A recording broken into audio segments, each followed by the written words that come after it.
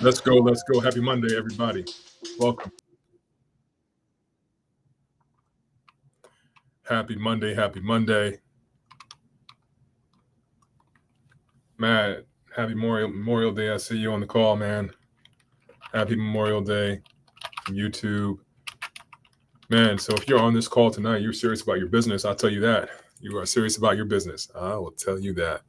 Fantastic. I'm serious about your business as well, as you can see. You know, I was out of town last week. Let me get this timer out of my way. Yeah, I was out of town last week, visiting my peoples. Some of our peoples in North Carolina area. A lot of our client base is in North Carolina. So, man, it was great being with you all last week. You know who you are. All right. So, man, fantastic, fantastic, fantastic. I get to be with you today back on this call, and we're going to continue our conversation about business structure. Guys, I want to show you exactly what it takes, you know, really to win in business, like the business you're in, and whether you're in the trucking industry or if you're in the construction industry. These are two main industries that we help consistently, reliably. And I want you to know that there are ways for you to get a high probability win inside of the business that you do. And, you know, it really does start with really understanding the actions that you and I have in business. Like, what actions are there available for you to have a high probability outcome inside of your business? We're going to talk a little bit about that today. We're going to recap some of the stuff we talked about last time on the C Corp, and you know, just as a recap for that, because I know that can be complex for some people. All right, so here we go. Let's get started, guys. We're going to start talking about this. Boom. So we've been in a conversation about business structure. What's the best structure for your business? What's the best structure for your business? And we talked about all of them. We talked about LLCs. Not all of them. We talked about LLCs. We talked about partnerships. We talked about corporations, S corps, C corps. We talked about those, okay, specifically. And these are the winning strategies when it comes to what you're doing at the level you're doing it. For most of you are in this conversation. And real quick before we get started, that's me, Cheston Bulgin. Just in case you did not know, CFO tax strategist, you're accounting superhero. You can reach us at 888-4BTB now. That's 888-428-2669. That's 888-428-2669. That's how you reach us directly. You can also reach us on the web at youraccountingsuperhero.com. You can reach me via email at cbulgin@youraccountingsuperhero.com. And of course, you can follow me on Instagram. My people on Instagram, welcome to the call. If you're chiming in from the IG side of things, you can reach me at Your Accounting Superhero on Instagram. Follow me there, guys, if you haven't followed me already, for content like this and more. Okay. Pretty exciting stuff coming down the pipe always. And we help people like you in the area of accounting, of course, the technology to help you run your business. Yes. Okay. Like QuickBooks Online, like some of the CRM features that you may have to run your business. Like if you're in the trucking industry, there's a trucking management software. You know, our team is pretty good at working with you to help systematize those processes for you so that you are set up to win. We do the tax strategy and the tax planning. We also do the business advisory. So, you know, what's going to work when it comes to cutting out all the fluff inside of what you're doing in business and just going right at the things that are going to deliver the outcomes that you really want. All right. So that's what we do with people. All right. Just in case you did not know. Quick disclaimer before we get started. The following is for educational purposes only and is not to be considered financial, accounting, or legal advice. Please consult your tax, accounting, and or legal professional for specific advice. One of the things that we get to do in terms of helping people is to make sure they understand how to do asset protection. You're gonna really need a really good team to work with when it comes to those areas, because it takes teamwork to make the dream work. It takes teamwork to make the dream work. I believe that. So, the people that are on your team are going to be the ones that either make or break your success ultimately when it comes to you winning in business and in this area of life. Okay. So in terms of, disclaimer, you want to make sure you have a good legal team. You want to make sure you have a good accounting and finance team and everything like that to consult with, so that when you're going out here making your decisions, you're making them well. I share a lot of information in these calls, guys, and you really do want to have somebody to talk with to go over the specifics. What are you really up to in your business? How does this apply to you? What are your next action steps to help you win when it comes to what you're doing in your business and in your life in this area? Okay, so that's what I want to say about that. All right, really important to understand this is a disclaimer. All right, so you want to really get specifically with your team to go over some of the concepts we talk about here. Okay, and just real quick, I'm going to review C Corps for a little bit, and then we're going to go over some of the things that you want to do when it comes to setting up your winning game plan inside your company. We call it executive planning. All right. So we want to actually look at the structure and governance concepts behind that. We want to identify your decision processes and then your strategy for planning to have profitability and win inside of your trucking and construction business. All right. If there's any questions at the end of this, you guys are welcome to shoot those. Actually, if there are questions that you have, regardless, throughout the call, good to see everybody on the call today, man. I see you in the chat there, everybody. Happy Memorial Day. All right. So, I want you to really send out questions in the chat here, specifically if you're online on YouTube with us, or if you're on Instagram with us, send me a message throughout the call so that your questions get answered. These are high-level conversations, guys. If you're in this conversation with me, you know that this is pretty high-level stuff that we go over. And when I mean high level, these are real strong concepts that a lot of people are using on a day-to-day in their businesses. Okay, because most of the time, and you may have experienced this, most likely you have experienced this, you're going through your processes every single day. And when you go through your processes, you're not really thinking about these high-level things and executing on these high-level things every single day.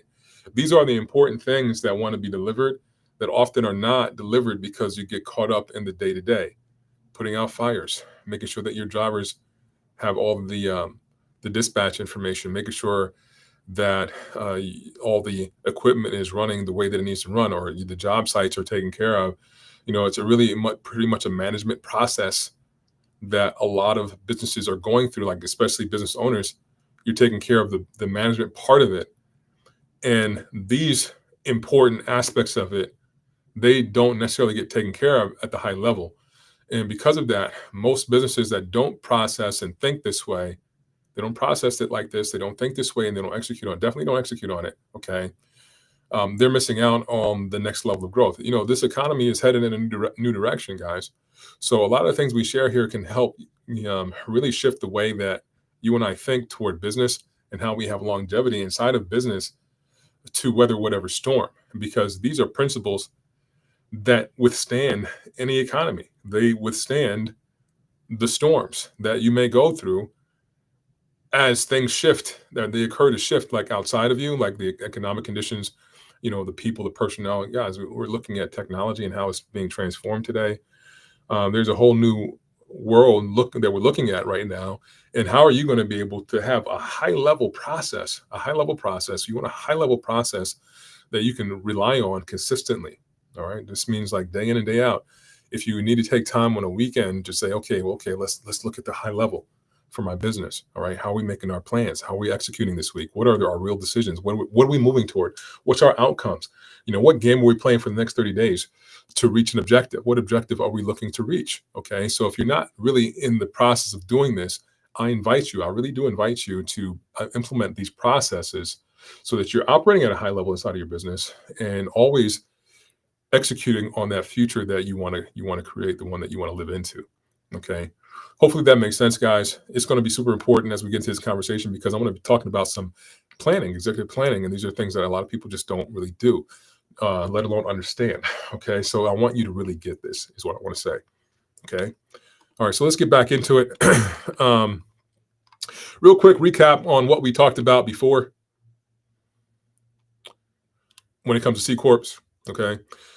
Main function of a C Corp is capitalization, man. Capitalization, just to review, it's when you're looking to have funding for your business through equity, all right, but mainly through equity.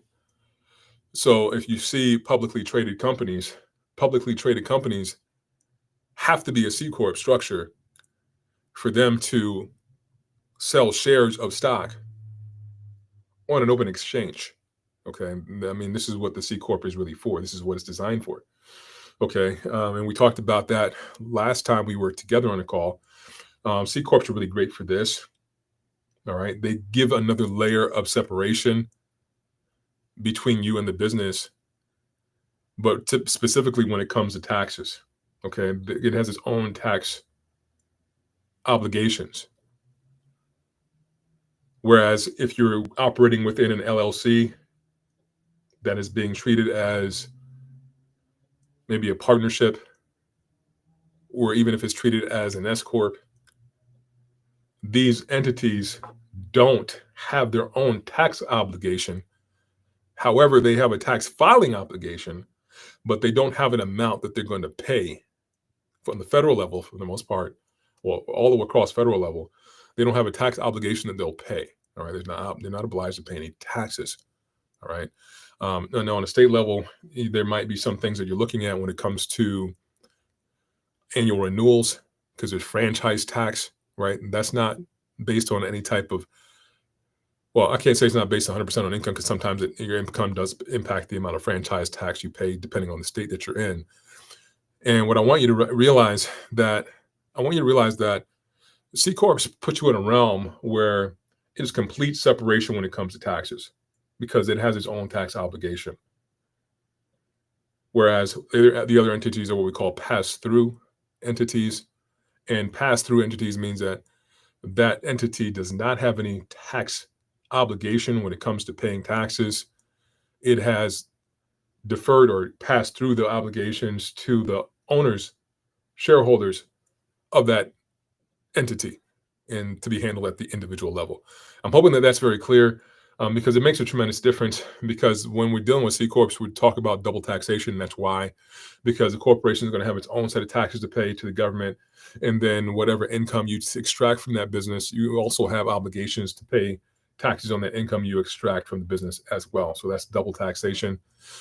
Typically, the dividends that you pay the owners, pretty much required that you pay the dividends, to the owners, some type of dividend to the owners from the profits. If it's a closely held corporation, which means it's less than a certain amount of owners of that corporation. All right. So you would have to pay some dividends to that. And that's where double taxation comes into play. Wages, anytime you extract wages from that company, there's another set of taxes you would have to pay for the wages that you take from the C Corp. So that's the main thing to consider when looking at a C corporation in terms of taxes. All right, double taxation and strict compliance, guys. Like you really want to have these policies in place to make sure that there is that full separation from you and that C Corp. And really, any entity that you have, you want to have that strict compliance as well. Even if you're an S Corp or a single member LLC, or you're a partnership, you really want to have those compliance actions taken care of inside of your business. When it comes to things like, minutes from your meetings throughout the year, if you're a corporation, S Corp, You have your corporate book that you keep all your certificates in there, your shareholder certificates and all that in there, and your minutes of your meetings through there. So there are a lot of things that you want to consider there. Of course, you want to have separate bank accounts to track your business. You want to make sure that you have a separate bookkeeping processes for each type of business, each business that you have. So if you have multiple businesses, you have one that's an S corp, you want to track that separately, right? So there's certain compliance things that you want to have in place. All right, there are a few other things that we can talk about. But this is just really quick recap of C corps and what we talked about. All right, if you have any questions about that, you're welcome to shoot them in the chat. We can have a discussion about this all day. I love it, man. I love it. All right, so we can talk about this ad nauseum if you want to. All right. All right, so that's that. That's what C corps. All right. So if you have any questions about that, you can review the videos we did in the past. You can also put a question here in the chat if you have any further questions about C corps. Okay. Now, today I want to talk about this. So I want to talk about structure and governance and really executive planning. Okay. So how do you plan and make decisions inside of your business? All right. Do you have a set process that you're using to plan and make decisions? It's important to have this, guys, and not just have it at one point inside of the business, but it's something that you want to maintain at certain intervals. All right. So how is this actually governing into the future? Like, do you have an executive board?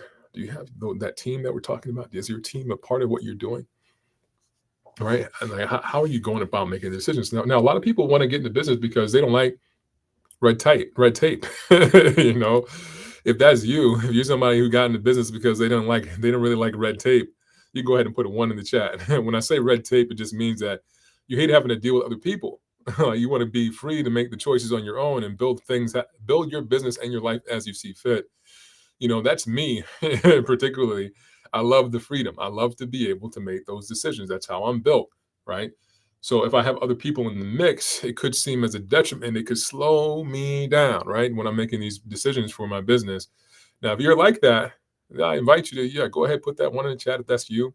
Now, if you welcome all the teamwork inside of your business, put a 2 in the chat. You can put a 2 in the chat right now. If you welcome the teamwork and welcome that executive board and those members that could help you make decisions in your business, you put a 2 in the chat if that's you, okay? Now, I say that number 1, I'm going to put a 1 in the chat because number 1 is me. All right, I'm going to put a number 1 in the chat for us to get us started. Boom, that's me. All right, so what I like personally is to be able to make decisions, make them fast. But sometimes, if you've ever thought about that African proverb, if you want to go fast, go alone. If you want to go far, go together. Right? If you want to go fast, go alone. If you want to go far, go together. That's something that I really get to bring myself back to, because it does make sense to have people in your corner. Fantastic. I see. Yeah, that's the point there. The red tape is still in the trucking industry, right? No matter which way you slice it. Now, because we still have to deal with the Federal Motor Carrier Safety Administration, we still got to deal with the DOT and all these other agencies, compliance regulatory agencies, man, in the trucking industry. So it's not like you're really, really free to do that without red tape, okay, inside the industry. At the same time, there is a freedom inside of our businesses that we get to have when we make decisions.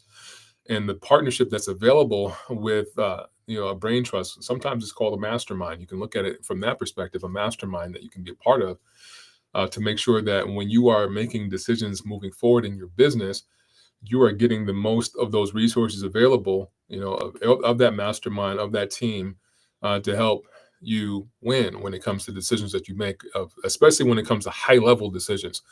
Like, well, what direction are we headed in? Where are we going to emphasize our area of focus inside of the business? Like, if I'm a construction company, are we going to have a residential or commercial focus here? Which one is it going to be? And how are we going to approach this? What is going to be our methodology? Who is our avatar inside of this? Things like that you want to be able to decide. And also, like, well, how are we going to fund our operations? How are we going to capitalize this operation? What are the things that we're going to look for in terms of cash flow? Like, how are we going to manage cash flow? What do we want to look like? Who are going to be our partners in this? Okay, so you're going to see this as I go down the line. There's some things that you can consider when it comes to the executive team in planning process, even if you are somebody who is like me and number one, who wants to know exactly how we want to run it ourselves and want to make those decisions yourselves. These are the same things that you will want to actually put into your thought process to make sure that you're running it with the intention of winning at all costs, at every section of business operations, at every part of the business. You want to make sure that you're winning with this thought process. Okay. So that's the intention behind this, to make sure that you have a process in here to win. So if I'm looking at it, with the whole process here in my decision making, do you have clearly defined decision making processes? Okay. Do you have it in your business? Do you know what those are? Like, how are you going to invest? What kind of technology are you going to use? Who are going to be your suppliers and vendors? What market are you going to tap into? Right? How are you going to leverage financing? How will it be financed? Are you going to do debt financing? Are you going to do equity financing? Or are you going to do a combination of the two? Who are going to be your financing partners? Now, how are you going to manage operations inside of your business? Like, who are going to be your operations managers? Are you going to do it? Somebody else going to do it? Are you going to train people on the process? Do you have like a book, a manual for how you want your business to run? These are the things that we want to put in place. Now, if this is a living, breathing, moving beast here when it comes to executive planning and decision making. When I say it's a living and breathing animal or beast inside of this, it means that from quarter to quarter, year to year, this is actually being reviewed. Everything is on the table and everything is off the table at the same time, because this gets to be malleable according to how your goals and the vision shifts for your business. Now, this is a complete access to like transformation is what I'm giving you inside of this conversation.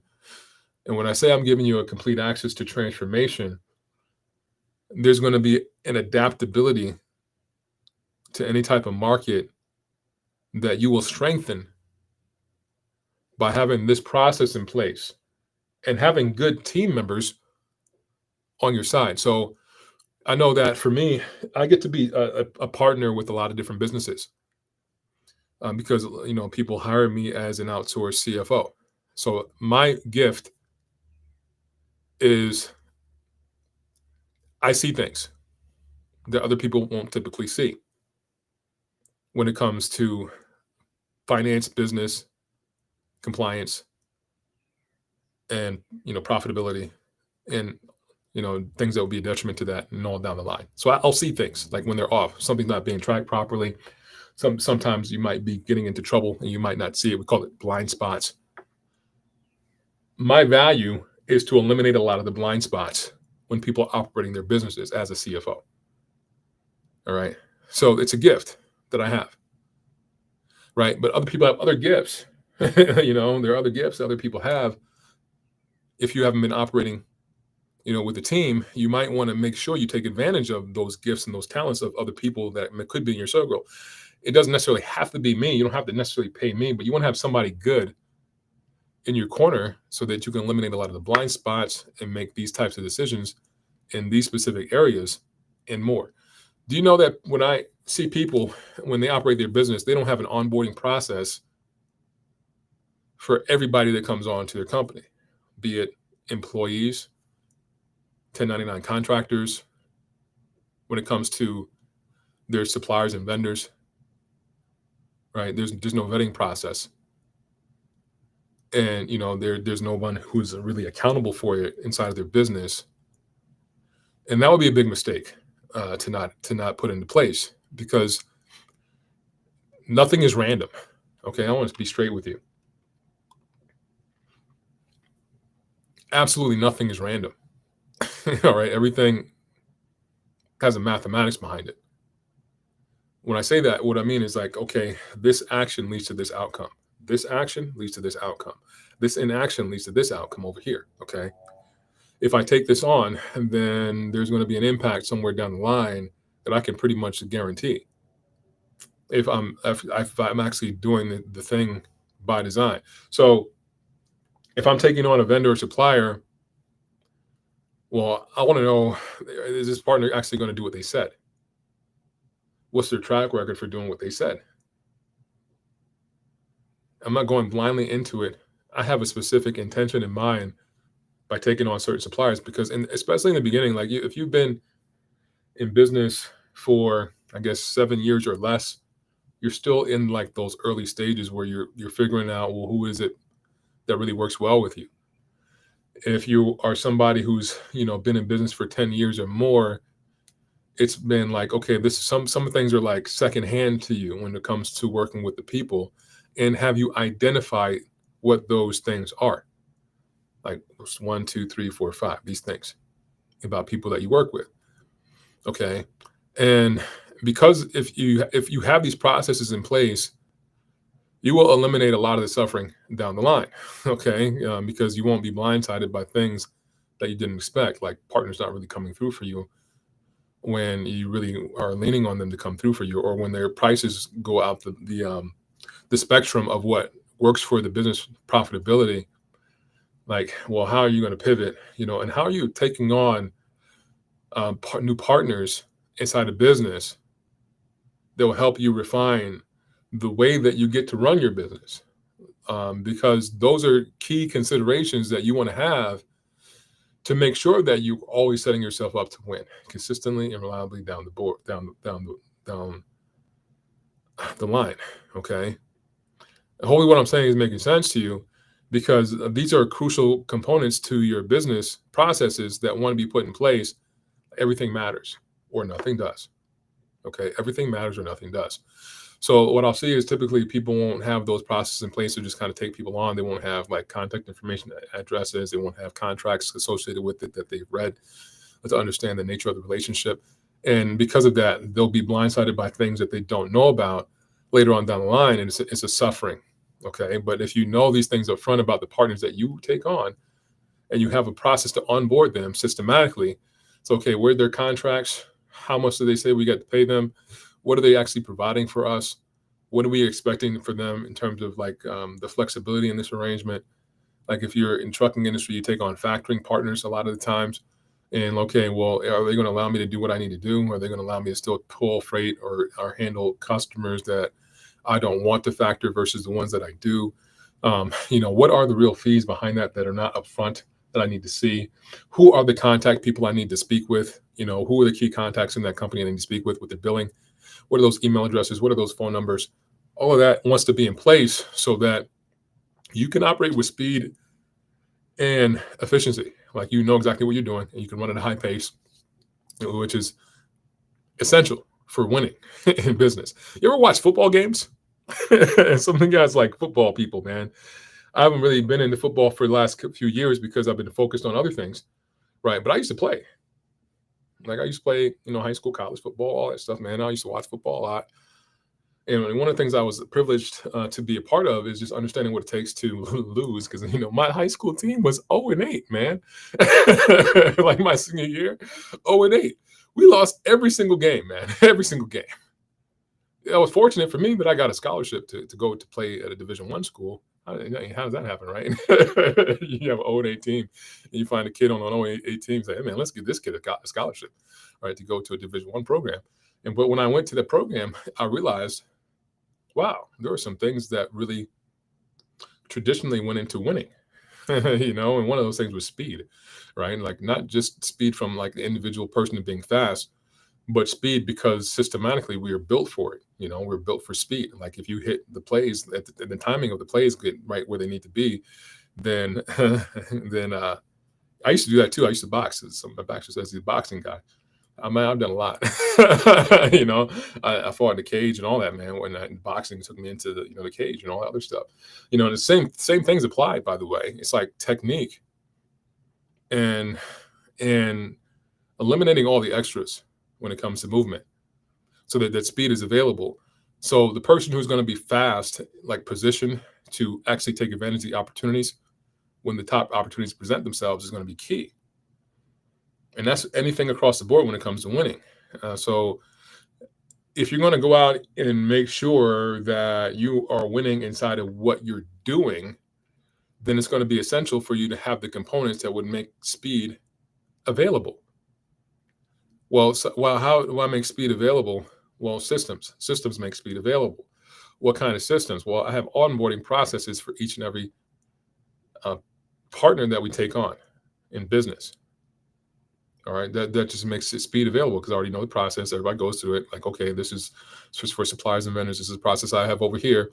Oh, this is for my employees. This is the process I have over here. This is for my 1099 people. This is my process over here and down the line. Right. So we have those things in place. We don't have to think about it. It's just systematic and it's boom. It's like boom, boom, boom, boom, assembly line. And that's how business can be 100% across the board. All right. When we actually pivot, we actually position ourselves that way. Okay. Now, let's talk about executive function really quickly, guys. So scientifically, executive function relates to the brain's ability to set goals, plan, and get things done. In business, the entity we create needs to have the same ability. It's really just an extension of the brain, guys. It's a real extension, like similar to how we operate for ourselves and our brains if we were operating at a high level. In business, the entity we create needs to have the same ability. This ability is established by the executive members, your partners, your members, officers, owners, your board, etc. Okay. So if you're not meeting with your team on a regular basis to make these decisions, I invite you to start. Right. And really not just meeting with your team, but when you meet, there's a clear intention in mind for the meeting. Like, what are we looking to accomplish? What are our objectives? What are the buckets we're looking to handle over the next quarter?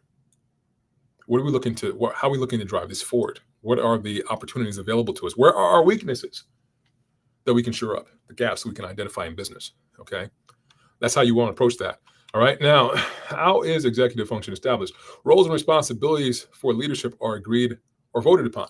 Now, if you, like me, I have like I've had in the past, I get over myself, okay, with all of this because I put that number one in the chat because that's the way I'm built. I like to move fast and I get to remember, if you want to go fast, go alone. All right.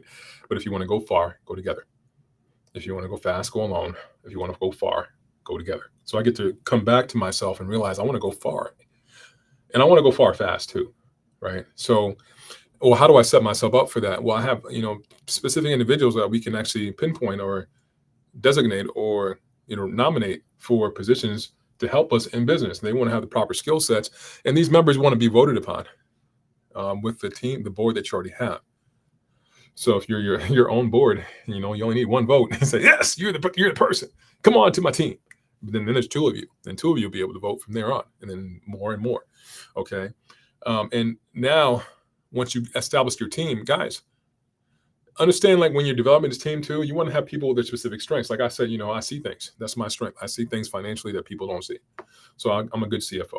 All right, because we want to be, I'm focused on that area.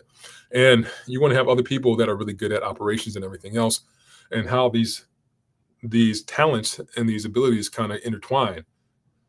I'm pretty strong personally because I have flexibility across different areas of business, like operationally, financially, all these things, right? So I'm good to have high level conversations with people who are also good at these areas, which means that my teams will be very strong because there's a strong fabric within me to pull everything together. This is who you want to be as well. Okay. All right. So if you have those talents that you identify in people around you, and you want to start building out your team if you haven't already done so. All right. Now, what is strategic planning? Strategic planning is the art of creating specific business strategies, implementing them, and evaluating the results of executing the plan. In regard to the company's overall long-term goals or desires, it is a concept that focuses on integrating various departments such as accounting and finance and marketing and human resources within a company to accomplish its strategic goals. This is from the Corporate Finance Institute. All right. So basically, in English, what this means is that, strategic planning is the basis of looking at specific outcomes that you want to accomplish with the resources that you have at your fingertips. And if you don't have those resources, you want to go out and bridge the gap so that you do have those resources when it comes to, finance, accounting, marketing, and human resources. All right. So that you can accomplish those objectives inside of your business. So really it takes a clarity of thought. Like you really want to see down the line in terms of what you really want to accomplish beyond the noise of what's happening. Okay. So when I say beyond the noise of what's happening, typically what people will do, what you and I will do, we will react to the thing that's happening right now. Will be a reaction to, okay, well, man, it kind of sucks that nobody's doing what I asked them to do, right? Nobody's quite doing what I asked them to do to the degree I'm asking them to do it. Like my drivers don't show up on time. They're always complaining about stuff. And now it's so easy to be a reaction to that. It's so easy to be a reaction to, man, why is DOT always stopping you? And giving your guys inspections, man. What's up, man? Why can't they just spread that around a little bit, right? It's so easy to be a reaction to the things that show up. Like, well, man, why are material prices going up so high, man? It's like, man, what, like, is it even worth it to be in the business now? All that stuff can show up, and we don't necessarily need to get caught in the noise of all of that, the reaction of those things. We get to be focused. We get to be focused. We get to be grounded inside of, what do I want for this business? What do I want? Okay. Real great skill set to have inside a business. It's essential, really, to be focused in areas where it's typically the uncommon thing for people to be focused, But you get to be that person because you're here on a Memorial Day. I know that you get to be that person. You're somebody who can be that focused, hyper-focused on the outcomes that they want in their business. So that's a big part of the strategic process is really be clear on what it is that we want and using all the resources at our fingertips to deliver that. Okay. Now, this sounds like, as I'm listening to myself, it sounds so theoretical, right? It sounds theoretical. But how does this apply? How are you going to use this in your life? Personally, I get together with myself on a Sunday, and then I start looking at, well, what are our objectives? What do we get to do? And I'm like, well, this is what we get to focus on. One of the things we got to do here is, man, what is it that we deliver? Every client wins. Every client wins. Every client wins. Every client wins. That's really what we want for people. Everybody wins. Every client that we have, they win. They win. So now I'm focused on that. Right? I get to be focused on every client wins. Everything that comes out of me, it gets to be geared to that every client wins. We birthed so many different things out of that process with the partners that we have. It's like, wow, it's a beautiful thing to live a life beyond reason in this area where people think that they can't, or when people don't show up for themselves, it doesn't matter anymore, right? Because people do that, right? They don't show up for themselves. What do I mean? Like, well, we ask them to give us things so that we can actually fulfill on having them win, right? But when they don't communicate back with us and when they don't want to give us the things we're asking for, how can I still have them win beyond that, right? Now, that's the hyper focus that I'm talking about. I'm not just reacting to what people do. My objective is clear. Everybody wins. Every client wins, right? So now I get to go produce that beyond whatever else shows up in life, right? Every client wins. Who do I get to be for that?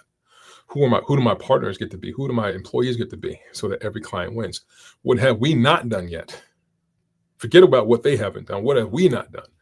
So now we get to actually transform it to make sure that axiom, that mantra is fulfilled. Every client wins. All right. So that's what that really looks like in terms of keeping it. But you hear the simplicity of it too, by the way. It wants to be simple inside of where we go with our clarity of focus, because the brain likes simple things. It really does. Okay. But if we can get on board with the simple purity of what it is that we get to create, and we can stay focused on that, all right, then there's high probability, like really, that you will win inside of your business. Okay. I want to just get one last thing here in, guys. If you have any questions for me while we're here in this call, I want you to do that. Put that in the chat for us if you have any questions. If I'm going too fast about this, if there's something that didn't seem clear in terms of my communication tonight, I really do want you to be engaged and ask the questions, okay? And as I say that, I want to deliver this last component of what we get to talk about here. What should you plan, okay? For this is specifically here in the trucking industry. That's what you see, okay? Now we can go to the construction side of it as well inside of this and see other things that we can actually see that we can plan. Like for trucking, it's going to be the divisions. flatbed, dry van, reefer, and how much freight are we going to broker versus how much we're going to actually deliver in terms of direct relationships with shippers and shippers and everything, right? So we want to have a plan to win at whatever it is that we decide. So if I do flatbed work as a focus for divisions, really it wants to be that, right? So if I haven't really built out any specific division strongly enough, then I want to draw my attention to really building out that one division strong before I move on to the next one. Okay. And that's what I want to plan. Well, how am I going to build this strong? What things would I put there to make sure it's strong? Now, if you're doing dry van, same thing. If you're doing reefer, same thing. But you would want to do one, build that out strongly before you move on to the next. All right. So operations, how are we going to handle operations, fleet management, right? So by the way, if you're in construction and you're in this conversation, some of you have a dual association here. When I say that, I mean, some people that are on this call, they have a trucking company and they have a construction company, right? You guys are like freaking A-level players, man, right? You're overachievers. So you have multiple companies. One of them happens to be construction. One of them happens to be trucking. Okay. A lot of you are like that listening in. Okay. Well, some of you anyway. And if I'm looking at this from that perspective, well, I'm talking about commercial versus residential, right? And if I'm going in one particular route of versus the other, if I'm doing residential, am I doing single families versus developments, right? So what are we doing here? If we're going to niche you down, well, what are we actually helping out with these types of divisions? Are we going to be doing a focus on dump trucks if I'm in construction? So now there's a combination role here. We're in trucking, right? And we're in construction, and we're focusing on, the hauling, and grading and all the other things away from sites, like construction sites. Okay. So we're looking at how to position ourselves and what are we going to focus on to build out strong? That would be divisions. Now, operations, like we're talking about trucking, we're talking about fleet management. What are we going to do here in terms of fleet management? I'm working with a company now, and the whole idea is to build out the strong systems inside of that company. And the thing that I'll see for the most part with anybody that comes on board to work with us, they really don't have a basic understanding of these things, these components. So it's not really a great skill set. And then, as I shift them into the process, there is a resistance to it, right? A lot of the times that we get to deal with, for people to come on and have those processes in place. And what does that look like? Well, I'm used to doing it a certain way. Well, your way wasn't really working, right? And now you get to do it in a way that's kind of standard that works. We've already seen that this works. Okay, and we get to move on board. So the resistances and shifting from something that they're used to something that actually is going to be effective consistently, where it has not been in the past. Okay. All right. So we want to actually look at those components to make sure that, the fleet management's in place. What are we using for, what are we doing for that? How are we training up people inside of that whole process of fleet management, like the drivers and even the supportive administrative team and everything else that goes along with that. Right. So, and then load planning, how are you handling that? Sometimes people are strong with that. Sometimes they're not. Right, with load planning, right? So keep what works. Don't throw out the baby with the bathwater. We want to make sure that these processes are moved into a direction where it's getting strengthened along the way, okay? With every component that we can use. Remember when I talked about what resources I have at my fingertips, how do I deploy all these resources in my strategic planning? All right, so we look at those things, right? Driver relations, HR, all that is important, guys. Even wages and compliance when it comes to some of the things we talked about in the past conversations about, the structures, the business structures, how to leverage those, take advantage of retirement and all these other incentives for other people to come on board and work with you, like through HR and through payroll and everything else and through benefits and all that other stuff. How do we put that into place where it's actually working for you 100%? Okay. That was something that we want to get together on. You want to get together on with your team and have a strategy around it, right? Cash flow. Like, do you know, your forecast? Do you know when cash is going to be heavy and when it's going to be light? Do you know when you need to stop spending in certain areas and when you need to start financing in others, All right. So these are the things that we want to take a look at and have a strategy for. All right. Now, how you're going to capitalize the business. We talked about different entities and what their purpose is. And even in that is a strategy of having the right entity for capitalization, depending on what you're looking to do. Like if you're going to do debt versus equity or internal capitalization, right? So you want to have a strategy for that. Of course, accounting and performance. So you want to have performance tracking inside of the business to make sure that you are measuring your outcomes against the intentions that you had. So did we win here? Yes or no? Okay, so this is what this is about. This gives you a pretty good sound basis to understand executive planning. I kind of ran through that quickly, guys. Yeah, just watch the video to make sure you pick it all up. And guys, what I really want for you is to make sure we're getting the thought process aligned in a way where you're always going to win. That's what this conversation is about. All right. Hopefully that landed with you, that you got tremendous value out of this conversation today. My name is Justin Bolgen, your accounting superhero, and I will talk to you soon. See you next week, guys. Take care. Until then, bye-bye.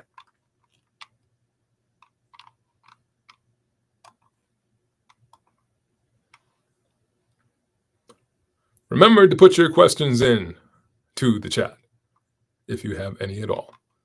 Take care, guys, and bye-bye.